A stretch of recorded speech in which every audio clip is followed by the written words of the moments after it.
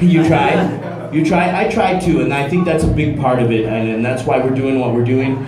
It's a spot on KRCL. It's a little spot on gardening. Every week we do it. There's been about 10 of them so far. We started out with Wasatch Community Gardens, and we did one on starting seeds indoors, which led to these really wonderful tomato plants that I have right now. They're huge. Their stalks are this big on them, and I planted them just right when the monsoon came. I planted them a little early. I went before Mother's Day, which is not a good tradition for me. I'm Italian, and we believe that you need to plant your first tomato plant on Mother's Day.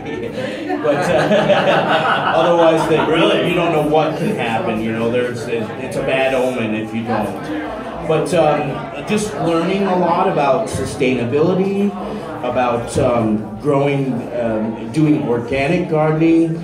Like I said, my thumb is olive drab. It's not the greenest thumb in the world, but I've been gardening for years. When some things do great, some things don't do that great.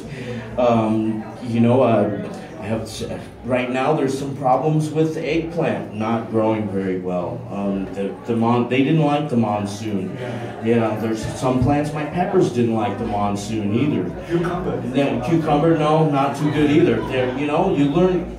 I think it's a learning experience. It's always a learning experience. And I've talked to some.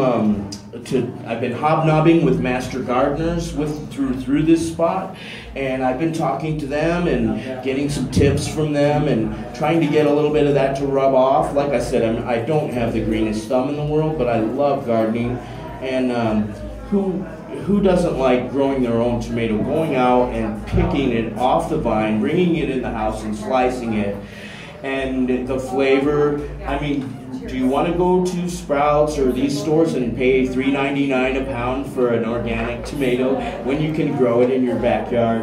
There's a lot of advantages, so many advantages. I've met some people who are like 90% sustainable as far as the vegetables that they grow, because they put everything up too, and they always there's one gentleman that I met. His name's Jonathan, and he is one of the crack gardeners from around the city, and they're growing and they're putting up all their food.